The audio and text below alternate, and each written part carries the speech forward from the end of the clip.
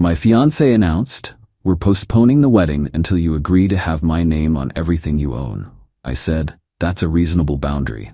Then I called our wedding venue and transferred the $15,000 deposit into my name only for a solo celebration party.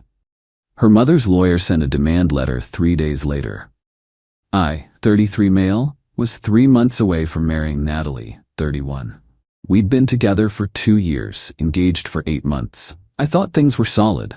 Turns out, I was wrong. Context matters here. I own my house outright, bought it 6 years ago for $285K, paid it off last year.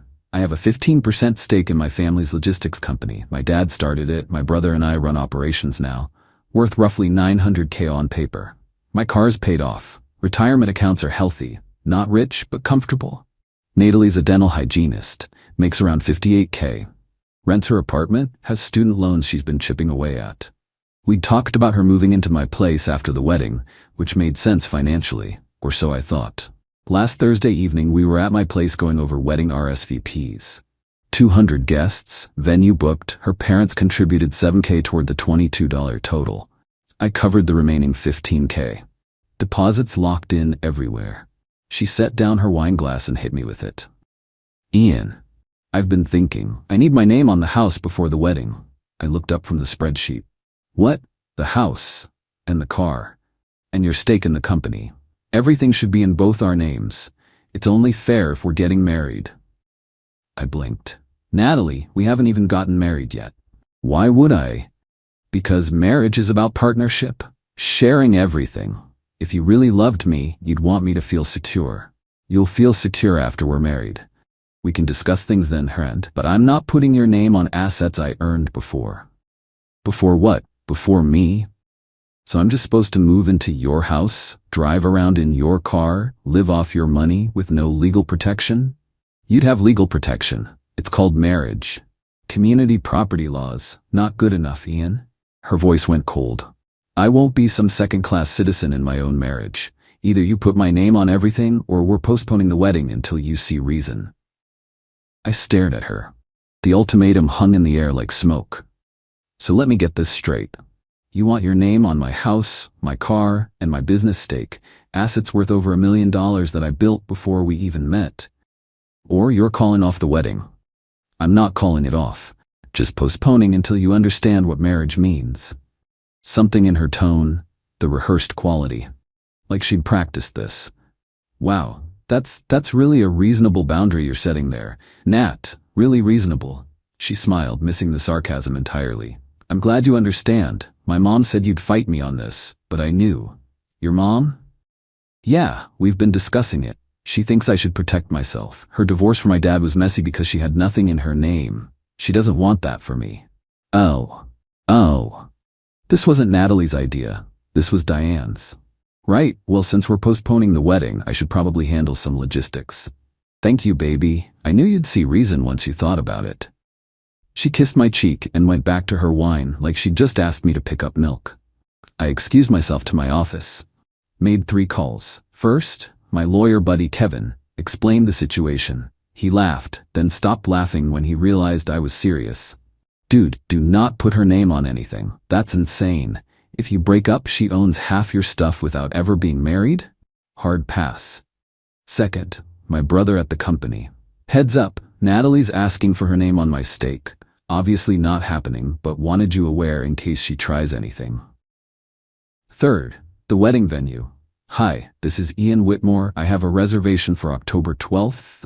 Yeah, the Whitmore-Keller wedding. So there's been a change. The bride wants to postpone indefinitely. I'd like to transfer the reservation and the $15,000 deposit currently held under both names to my name only.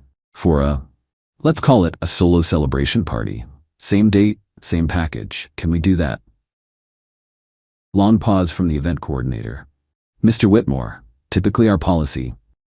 "I paid the entire deposit. I can provide proof of payment. The bride has just indicated she's postponing our wedding indefinitely. I'd still like to use the venue and services I paid for." More silence, typing sounds. "Let me speak with my manager. Can I call you back?" "Sure." 20 minutes later, they called back. Manager confirmed. Since I paid the deposit in full, and the reservation was technically under both names but paid by me, they could transfer it to my name exclusively. The $15 stays with the venue, applied to my event. I'd need to sign new paperwork. Perfect. I'll be there tomorrow to sign. Friday morning, I drove to the venue, signed everything, got copies. The reservation was now exclusively mine for a private celebration event on October 12th. Friday afternoon, I sent Natalie a text. You said we're postponing the wedding until I meet your terms. I respect your boundary. I've moved the venue reservation to my name only since I paid for it. You're welcome to make new plans when you're ready. Also, I think we should take a break while you figure out what you want. Don't contact me unless it's to pick up your stuff from my place. She called immediately.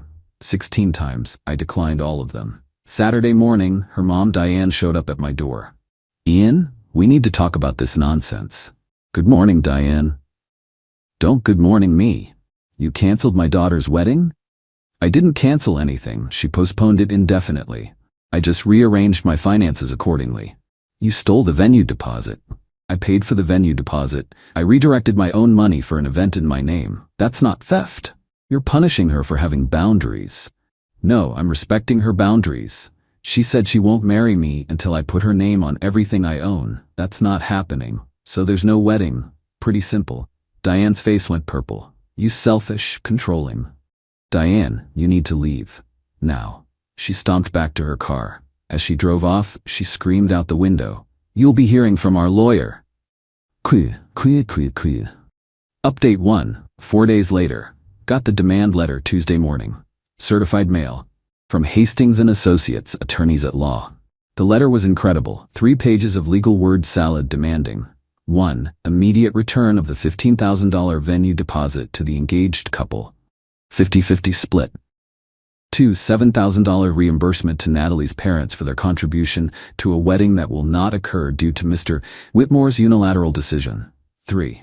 Compensation for emotional distress in the amount of $5,000. 4.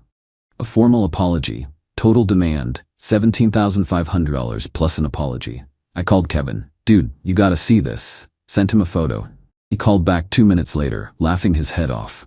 This is the most garbage demand letter I've ever seen. They have 0 standing. You paid the deposit, she broke off the engagement with her ultimatum. Her parents' contribution was a gift. An emotional distress? Please, I'll draft a response. Kevin's response was beautiful. Mr. Whitmore paid the venue deposit in full using his personal funds. He possesses documentation proving the same. Ms. Keller announced an indefinite postponement of the wedding contingent upon Mr. Whitmore transferring ownership of significant premarital assets to her name, a demand he declined. As such, there is no wedding to plan. Mr. Whitmore has chosen to utilize the venue services he purchased. Ms. Keller's parents' financial contribution was a gift, legally irrevocable. Your claim of emotional distress is frivolous. No funds will be remitted. Further baseless demands will be met with a harassment claim. Regards, Kevin Patterson, attorney. Sent it certified mail Wednesday. Then the real game started. Natalie's sister Brooke called Thursday morning. Ian, what is wrong with you? Natalie's devastated. Hi, Brooke. Don't hi, Brooke me. You're throwing away 2 years over money. I'm not throwing away anything. Your sister demanded I put her name on assets worth over $1 million before we're even married, or she'd postpone the wedding. I said no. That's it. She just wants to feel secure. You're being unreasonable. Brooke, would you marry someone and immediately put their name on everything you own? Pause. That's different. How? Because you're the man. You're supposed to take care of her. I actually laughed. Taking care of someone doesn't mean handing them ownership of everything you've built. That's not marriage. That's a robbery with a ceremony. You're disgusting. Click. Friday, things escalated. Got a call from my bank. My checking account had an attempted unauthorized access. Someone tried to add themselves as a joint account holder using forged documents. Can you tell me who tried this? I asked the fraud department. I can't disclose details, but the documents showed a signature purporting to be yours, requesting addition of a Natalie Keller to the account. We flagged it as suspicious because the signature didn't match our records and you hadn't contacted us. Holy hell. I did not authorize that. That's fraud. I want to file a police report. We'll freeze any further access attempts and document this. You should definitely file a report. Went straight to the police station. Filed a report for attempted identity fraud. Got a case number. Then I checked my credit. Recent inquiries. Someone had tried to open a joint credit card in both our names. Also flagged as suspicious. Also not me. Called Kevin. She's trying to forge joint accounts. That's identity fraud. Document everything. This actually helps you if they push the legal thing further. Shows her intent to access your finances without permission. Saturday, Natalie showed up. First time I'd seen her since the ultimatum. She looked rough. Good. Ian, please, can we talk? No, just 5 minutes. Against my better judgment. Fine, 5 minutes. You can't come inside. We stood on my porch. I'm sorry, she started. I shouldn't have given you an ultimatum. I was scared and my mom got in my head. Can we please just forget this and move forward? So you'll drop the demand for your name on everything? Well, I still think it's fair, but we can discuss it after the wedding. We don't have to do it before. Natalie, someone tried to add you to my bank account using forged documents. Someone tried to open a joint credit card in our names. Was that you? Her face went white. That wasn't, my mom thought. Your mom tried to commit identity fraud using my information? She was just trying to help, to show you how easy it would be to share things. By committing a crime? Are you insane? Don't call me insane. We're getting married. It shouldn't be fraud if we're engaged. Natalie, we're not engaged anymore. The wedding's off. Permanently. You tried to steal from me. I didn't steal anything. It's not stealing if. Get off my property. If you or your mother contact me again, I'm adding her to the police report for identity fraud. Leave. Ian, please, leave. She left sobbing. Didn't care. Update 2. 2 weeks later, the entitlement reached nuclear levels. First, Natalie's dad Frank called. He's usually the reasonable one. Ian, this has gone too far. Let's all sit down and talk this through. Frank, your wife committed identity fraud. Your daughter demanded ownership of my assets as a condition of marriage. There's nothing to discuss. Diane made a mistake. She's apologized. And Natalie, look, she's young. She got scared. Women need security. Women need security? Or con artists need assets? Long pause. That's harsh. Is it? Frank, be honest. Did you know about any of this? The demand, the forged documents? Longer pause. Diane mentioned helping Natalie feel more secure financially. Did she mention how? Did she tell you she was forging bank documents with my signature? Silence. Frank, I like you. You've always been decent to me. But your wife manipulated your daughter into trying to steal from me. And when I said no, she tried to commit fraud. I've filed a police report. If Diane contacts me again, I'm pressing charges. Tell her. Ian, I'm done. I'm sorry this happened. I really am, but I'm done. Hung up. The following week, I did something petty. Beautifully, satisfyingly petty. I kept the venue reservation for October 12th, invited my friends and family, 50 people. Sent invitations. You're invited to celebrate Ian Whitmore's Independence Day, October 12th, 7 p.m. Dinner, drinks and dancing to commemorate freedom from manipulation. Dress code, whatever makes you feel powerful. My brother thought it was hilarious. My parents were concerned but supportive. My friends, they showed up with bells on. The venue coordinator called 2 days before. Mr. Whitmore, we've been contacted by a Diane Keller claiming you're using venue services meant for her daughter's wedding. The services I paid for and transferred to my name legally? Yes. She's quite upset, threatened to protest outside the venue during your event. If she shows up and causes a disturbance, call the police. I have a restraining order pending against her for the identity fraud case. Understood. Just wanted to give you a heads up. October 12th arrived. The party was perfect. Open bar, catered dinner, DJ. My best man's speech was about recognizing red flags before you invest in a sinking ship. Everyone laughed. We danced. We celebrated. And yeah, Diane showed up.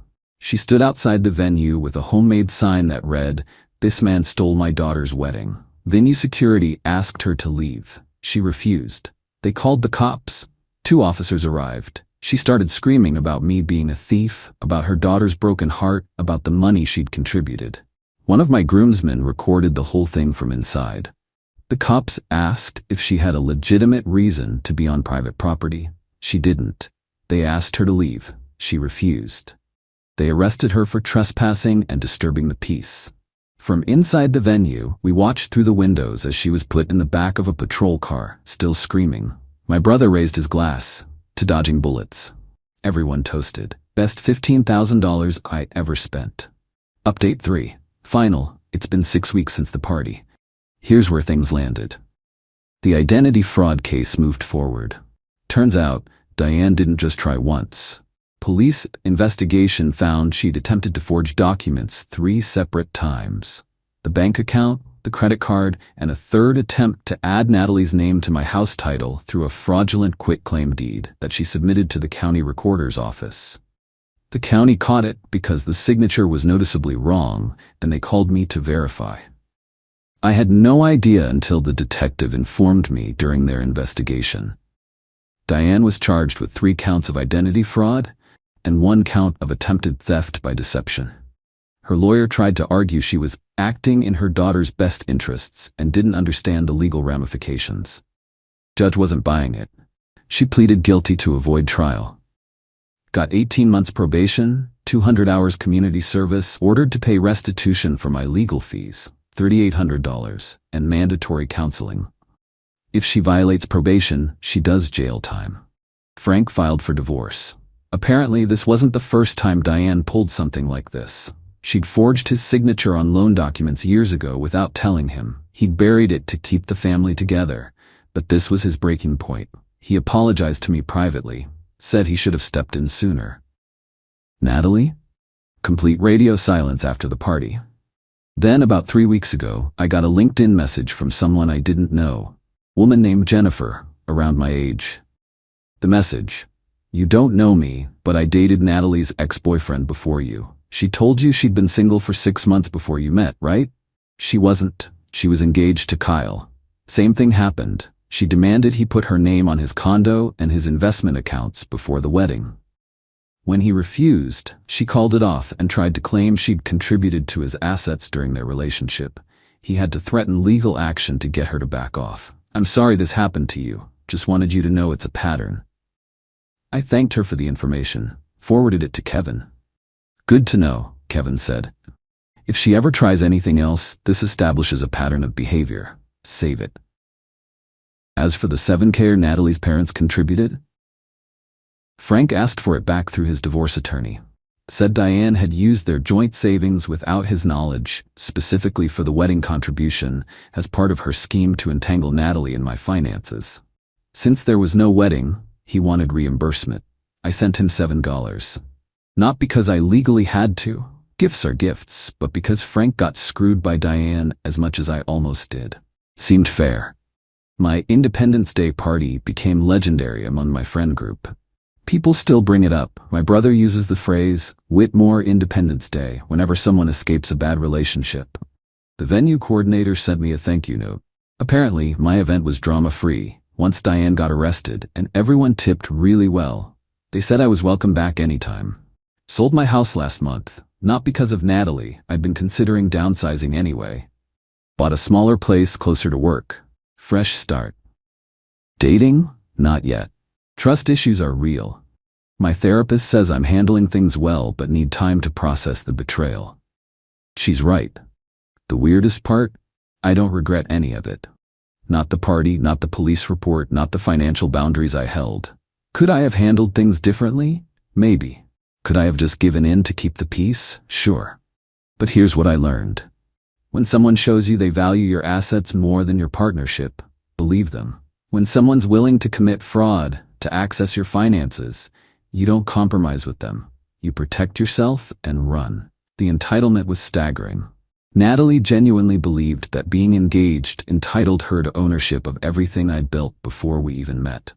Diane genuinely believed that forging legal documents was acceptable if it benefited her daughter. The delusion was almost impressive. But reality doesn't care about entitlement. Courts don't care about, but we were in love. Banks don't care about, but we were getting married. The law is the law, and fraud is fraud, regardless of motivation. I lost $15 in venue deposits. Technically, I got the party, so did I really lose it? Spent $3,800 on legal fees, got reimbursed, and lost 2 years with someone who turned out to be running a long con. But I kept my house, kept my business stake, kept my financial security, kept my dignity. Natalie kept nothing except a reputation as someone who demands her fiancé's assets before marriage. Diane kept a criminal record and a divorce. Frank kept his self-respect by finally standing up to his wife. The revenge wasn't elaborate, it was just boundaries. Hard, immovable boundaries enforced by law and common sense.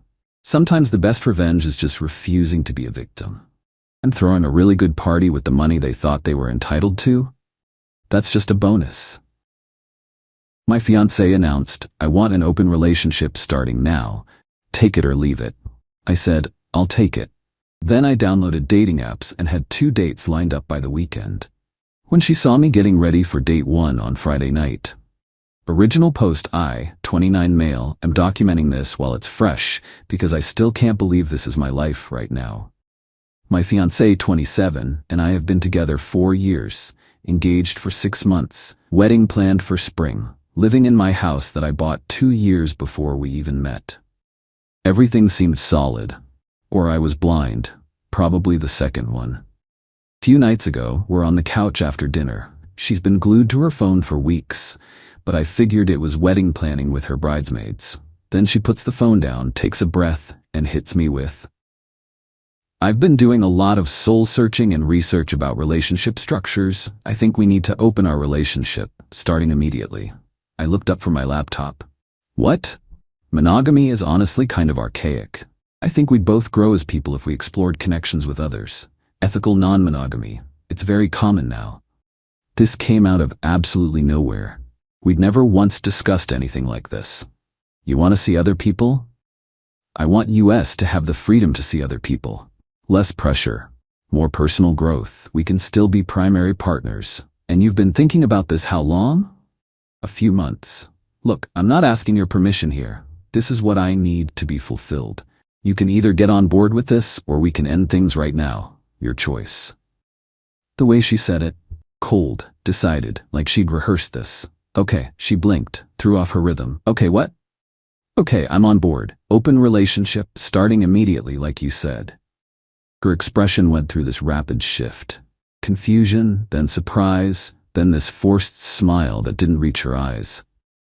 Oh, well, good. I'm glad you're being mature about this instead of making it a big thing. Yeah, super mature. That's me. She looked like she wanted to say more, but couldn't figure out what. Started talking about communication and boundaries and respecting each other's experiences. Sounded like she'd been reading forum posts. I nodded along. So we're both free to see whoever we want, right? Well, technically yes, but we should establish some ground rules first. Nah, you said open. I trust you. We're adults. We'll figure it out as we go. She looked uncomfortable but couldn't really push back since she'd literally just demanded this. That night after she went to sleep, I downloaded Bumble, Hinge, and one other app, made solid profiles, recent photos where I actually looked good, honest bio that mentioned being in an open relationship. Done. By the next morning I had 18 matches. By the next evening I had actual conversations going with several women. By the following day, 2 dates set up for the weekend. I wasn't hiding any of it. She asked what I was doing on my phone so much. Setting up dates, like we agreed. The look on her face, shock, anger, something that looked almost like betrayal. But she couldn't say anything because this was her idea. Next evening, she tried a different tactic. So I've been thinking, maybe we should establish some clearer boundaries after all. Like we should tell each other where we're going, who we're meeting, maybe have veto power. Why would we need that? You said open. Those sound like restrictions. It's not restrictions, it's communication. I am communicating. I have a date tomorrow night. Another one the day after. Both seem like cool people. Her face went red. You already have 2 dates? Yeah, actually 3, but one's the following week. Why? I just didn't expect you to jump into this so fast. You said starting immediately. I took that seriously. Problem? She looked like she wanted to scream but swallowed it. No problem. That's great. Friday came. I showered, cologne, nice button-down, dark jeans, the works. She watched me get ready like I was preparing for my own funeral. Where are you going? Told you. First date, dinner, maybe drinks after if it goes well. With who? Woman I matched with. Graphic designer. Really into horror movies and travel. Seems great. A woman? Yeah, got a few matches actually. Surprising how many people are into ethical non-monogamy these days. My fiancé's hands were literally shaking. You need to cancel? Why? Because this isn't, you can't just what? Do exactly what you demanded we do. This isn't how it's supposed to work. Then how's it supposed to work? Explain it to me. I didn't think you'd actually go out with other people. And there it was. So when you said open relationship, you meant you get to see other people, and what? Sit at home? Wait for you? Tears started. You're being deliberately hurtful. I'm being hurtful? You demanded this. Gave me an ultimatum. I said okay. Now you're mad that I meant it? I thought we'd talk about it more first. I thought you'd fight for us. You said take it or leave it. Those were your words. I took it. What did you expect? She just stood there crying. I grabbed my keys. This isn't fair. You're absolutely right. It's not. But you started this, so here we are.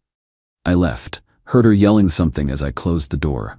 The date was honestly great. We clicked immediately. Conversation flowed. She was cool about my situation, said she'd been in open relationships before and understood the dynamic. We made tentative plans to see each other again. Got home late. My fiancé was waiting up, eyes swollen, mascara streaked. We need to talk, right now. Okay. I want to close the relationship. This was a mistake. We're done with the open thing. That was quick, less than a week. I realized it's not for us. So we're closing it back to normal. We? Or you? What does that mean? It means you wanted this, you demanded it, you threatened to end the engagement if I didn't agree.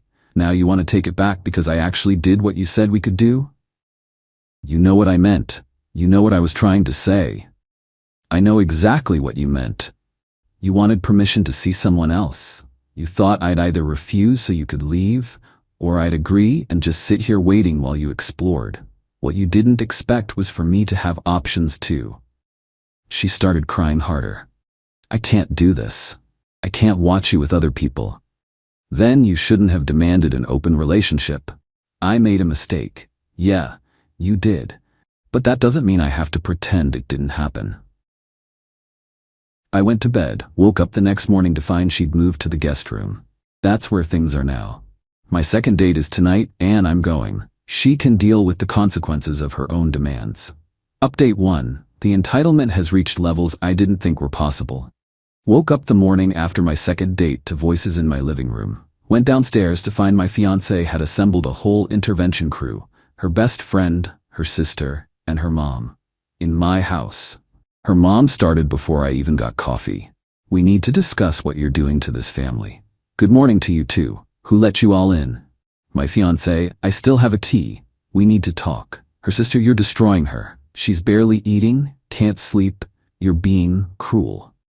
I'm being cruel? I agreed to what she wanted. Her best friend jumped in. Oh please, you know what she meant. She wanted to explore options, not watch you flaunt dates in her face. So she wanted an open relationship? For just her? Her mom. That's not what she's saying. That's exactly what she's saying. She wanted me to stay faithful while she saw someone else. When I took the same freedom, suddenly I'm the bad guy. My fiancé spoke up from the couch, red-eyed and dramatic. I think you should stay with a friend for a while. Give me space to process. I actually laughed. Stay with a friend? This is my house that I bought before I even met you. You're making this impossible. I'm making it impossible? Let me recap. You demanded an open relationship. I agreed. You expected me to not actually use that freedom. When I did, you tried to close it. When I wouldn't, you moved to the guest room. Now you want me to leave my house. Do I have that right? Her best friend, you're being a jerk about this. Everybody out. This is between us. You all need to leave. Her mom, we're not going anywhere. Yes, you are. This is my property. You're here without my permission. Leave or I call the cops for trespassing. That got them moving. But not before her sister said I'd regret destroying this family. Once they left, my fiancé and I sat down. Who is he? I asked. What are you talking about? The guy. The reason you wanted this. There's someone specific. Who is he? She went pale. Don't lie. People don't wake up and demand open relationships out of nowhere. You had someone in mind. Who? Long silence. Then quietly, someone from work. Name. Why does it matter? Because I want to know who I'm apparently competing with. She told me. Younger guy, new hire. They'd been getting coffee, having deep conversations, feeling a connection. Did you sleep with him? No, that's the whole point. I wanted the open relationship so it wouldn't be cheating. So you wanted a hall pass to test drive someone else while keeping me as backup. It's not like that. It's exactly like that. You wanted me locked down while you explored. Except you didn't think I'd have options. What was the plan? I sit home while you figure out if he's better than me? I didn't think you'd find someone so fast. There it was. The real issue. You mean you didn't think anyone would want me? Or you thought I'd be too devoted to actually look? She didn't answer, just cried. Here's what's happening. I'm keeping my plans. I have another date lined up. You can stay in the guest room or leave. Your call. If you go on that date, I'm done. The engagement is over. I looked at her, really studied her face. This was a test. She wanted me to cancel, choose her, prove she was more important than my self-respect. Okay, we're done then. Her face crumbled. You don't mean that. I completely mean it. You wanted an open relationship so you could see someone else without guilt. When I took you seriously, you tried to change the rules. Now you're giving ultimatums. Yeah, we're done. The ring. I want to keep the ring. Excuse me? Your grandmother's ring. It's mine. I'm keeping it. That ring is a family heirloom. It was never yours. It was lent to you as my fiancée. Since we're not engaged, I want it back. Now. You can't just take it back. It's not yours. It never was. Ring. Now. She looked at her hand, then at me, realized I was serious, started crying harder but pulled it off, threw it at me. Take it. Take everything. You never loved me anyway. I caught the ring. I loved you enough to respect what you said you wanted, but I won't be your safety net while you shop around. I went on my third date that night. Different woman, completely different vibe. We got coffee, walked around downtown, talked for hours. She's a teacher, wicked sense of humor, and didn't flinch when I explained my situation. We're getting dinner later this week. Got home late to find most of my ex-fiancée's stuff was gone. She'd taken her clothes and essentials, left everything else. Got a text, staying at my parents', coming for the rest tomorrow, don't be there. I replied, it's my house, I'll be wherever I want. Text when you're coming and I'll have everything boxed up in the garage. Spent the next morning packing her remaining stuff. Wedding binders, decorations she'd bought, all her skincare products from the bathroom. Boxed it all up. She arrived early afternoon with her dad and brother. Her dad looked uncomfortable, like he knew this was awkward. Her brother looked ready for confrontation.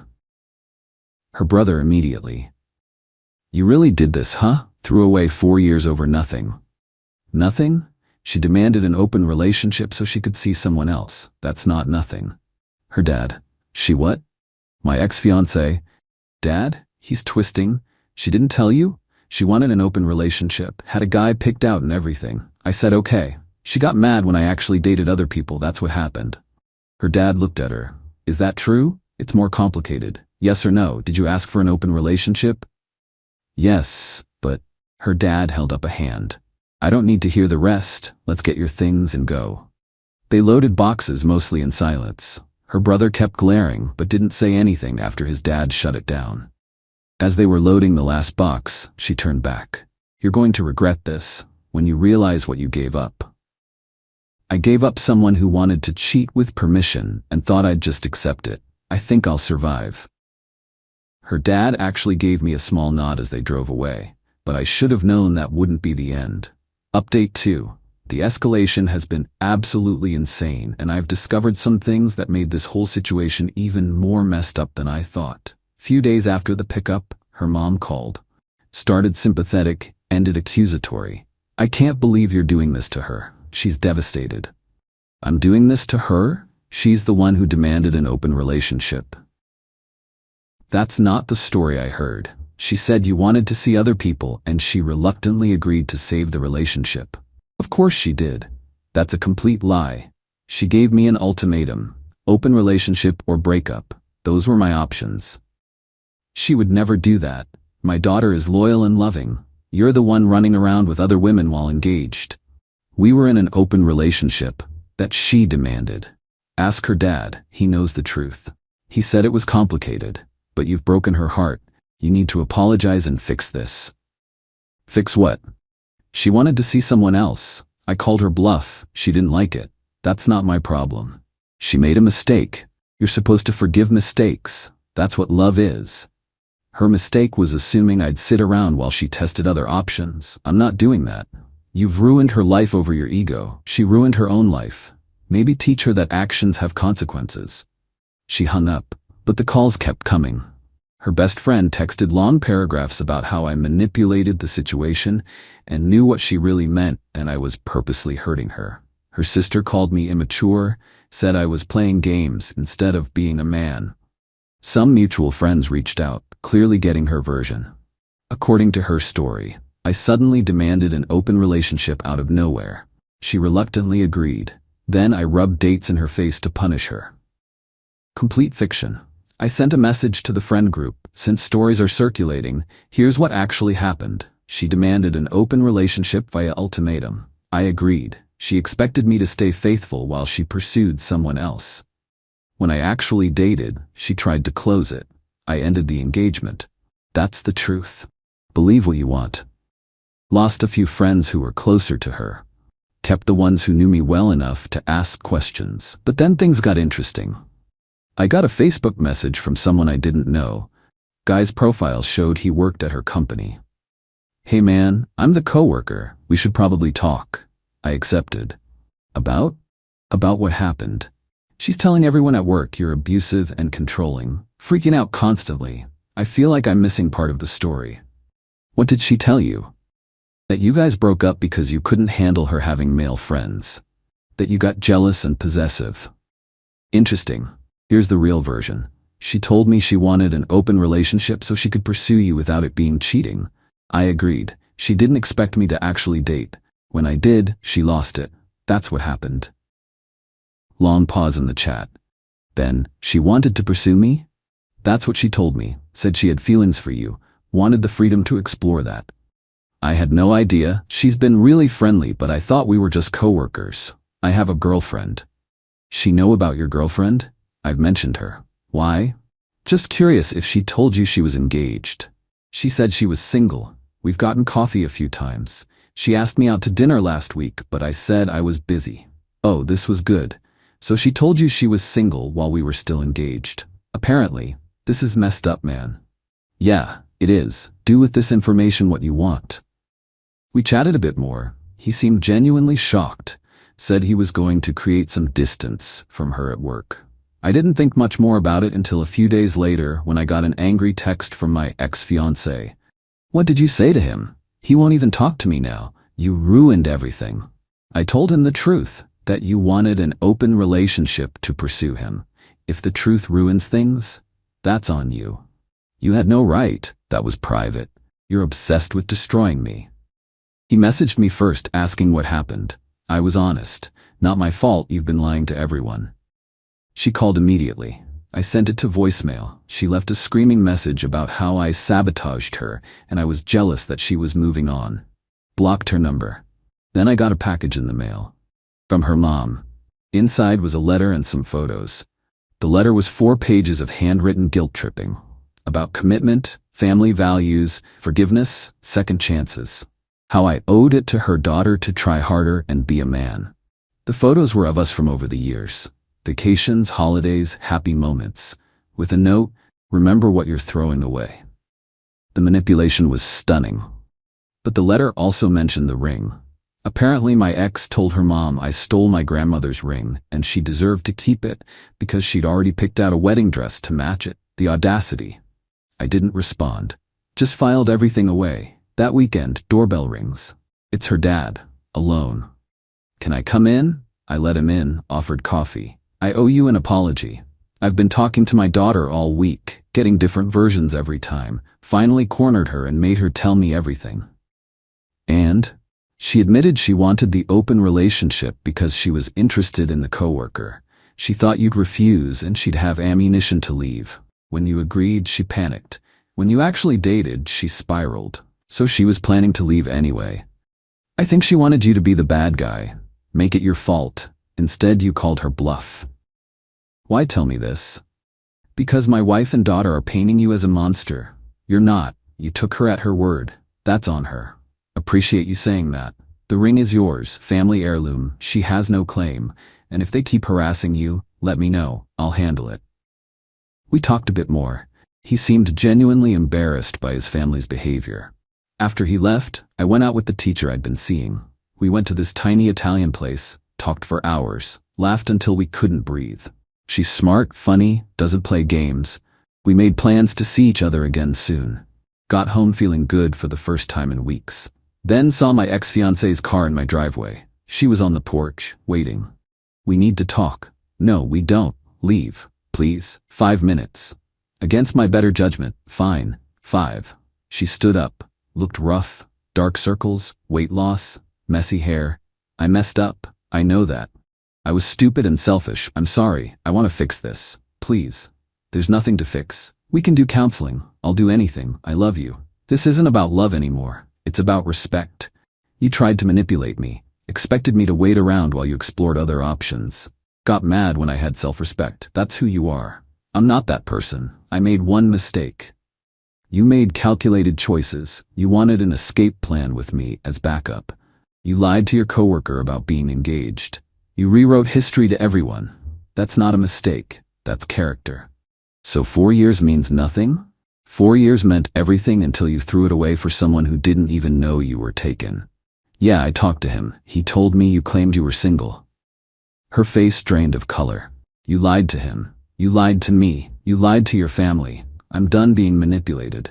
Leave my property. Don't come back. You're seeing someone, aren't you? That's why you're doing this. What I do is none of your business anymore. You moved on so fast, because I'm not waiting around hoping you'll choose me. You made your choice, multiple times, I made mine. We're done. More crying. I didn't comfort her, just waited until she left. Next day, her mom called again. Voicemail accused me of taking advantage of her daughter's moment of weakness and manipulating her into wanting an open relationship. The mental gymnastics were Olympic level. I saved everything, but didn't respond to anything. Her dad had the truth. That was enough. Then something unexpected happened that changed everything. Final update. It's been about 2 months since everything exploded. Final update because I'm done with this chapter. Week after that last confrontation, things went nuclear in a way I didn't see coming. Her best friend showed up at my house unannounced, without my ex-fiancé. I need to tell you something, and she'd kill me if she knew I was here. Okay, she's been planning this for months. The open relationship thing wasn't spontaneous. She handed me her phone, screenshots, lots of them, group chat between my ex, her best friend, and her sister. Going back 4 months. Messages about how she was bored in the relationship, how she needed excitement, how the coworker was exactly her type, discussions about how to set up an exit strategy without looking like the bad guy. The real kicker? A message from 3 months ago. I'm just going to tell him I want an open relationship. He'll either freak out and I can leave, or he'll agree and just sit there like always while I have fun. Either way, I win. My ex's sister had responded, genius. He'll never actually date anyone else. Too loyal. I stared at the screenshots. My hands were shaking. Why are you showing me this? Her best friend looked uncomfortable. Because she's been lying to everyone, including me. She told us you were on board with this, that you both wanted it. Then when you actually dated people, she lost her mind. Started saying you manipulated her into it. And you believed her? At first, but then she started asking me to lie for her, to back up stories that didn't make sense, and I found these messages going back months. This wasn't a mistake or a moment of weakness. This was premeditated. Can you send these to me? She did. Every screenshot, the whole conversation thread. There's more. She's been telling people at work that you were abusive, that you controlled her finances and isolated her from friends. She's trying to get sympathy from the coworker. I never controlled anything. I know. I was there. You paid for almost everything because you insisted. You encouraged her to go out with friends. But she's rewriting history. Why are you telling me this now? Because I'm done being part of her victim narrative. What she did to you was calculated and cruel. You deserve to know the truth. After she left, I sat with those screenshots for hours. The planning, the manipulation, the assumption that I'd just accept being a backup plan. Decided to document everything. saved all the messages, printed them, put together a timeline of her demands, her lies, and her admissions. Sent a final message to the mutual friend group with the screenshots attached. Since there's been a lot of misinformation, here's the actual timeline. She planned the open relationship demand for months, expected me to refuse or comply while she pursued someone else. When I took her seriously and dated, she tried to rewrite everything. These are her own words from months ago. Make of it what you will. The response was immediate. Friends who'd sided with her started apologizing. Others just went silent. A few unfollowed both of us. Her best friend texted, "Holy shit, she's losing it. Says you hacked her phone and faked those messages. Those came from your phone." I know. I told her that. She called me a traitor and said I was dead to her. That afternoon, her dad called. I saw the messages. My wife showed them to me. She got them from my daughter's sister, who's apparently damage controlling. And? I'm sorry. I knew she was being manipulative, but I didn't realize it was this calculated. You deserve better than what my family put you through. Thanks for saying that. She got fired today. What? From her job. The coworker reported her to HR for harassment. She'd been following him around, leaving notes on his desk, crying in the break room. Company decided she was creating a hostile work environment. Let her go. That's, wow. She's back living with us. No job, no relationship, no friends will talk to her. My wife's still defending her, but even she's starting to see the pattern. I don't feel bad for her. You shouldn't. She made her choices. Every single one. This is the consequence. We talked a bit more. He mentioned she'd tried to file a police report claiming I'd kept her belongings, but they told her it was a civil matter and she'd already picked everything up. After that call, I met up with the teacher. We'd been seeing each other regularly. Things were going really well. I told her about the screenshots, the whole timeline. That's insane. She really thought she could have it both ways. Apparently. You doing okay? Honestly? Yeah, better than okay. I dodged something huge. You really did. We spent the evening just being together. No drama, no games. Just two people who actually respect each other. The mutual friends who mattered reached out to apologize for believing her story. The ones who didn't reach out weren't really friends anyway. Lost the wedding venue deposit. Lost some friendships. Lost 4 years of my life to someone who saw me as a safety net. But I kept my self-respect, kept my house, kept my grandmother's ring for someone who'll actually deserve it someday. The revenge wasn't complicated. I just took her at her word. Agreed to what she demanded, refused to be manipulated when she tried to change the rules. Every consequence that followed was her own doing. She wanted freedom. She got it. She wanted to explore. She did. She just didn't want me to have the same freedom. When reality didn't match her fantasy, she fell apart. Her calculated plan to have her cake and eat it too crashed into the simple fact that I had enough self-respect to walk away. Last I heard through mutual friends, she's still at her parents' place, unemployed, telling anyone who'll listen that I ruined her life. No mention of how she spent months planning to manipulate me. No acknowledgement that she's the one who demanded the open relationship. Just pure victim mentality. Meanwhile, I'm genuinely happy. New relationship that's built on honesty, friends who actually have my back. Peace in my own home. The best part?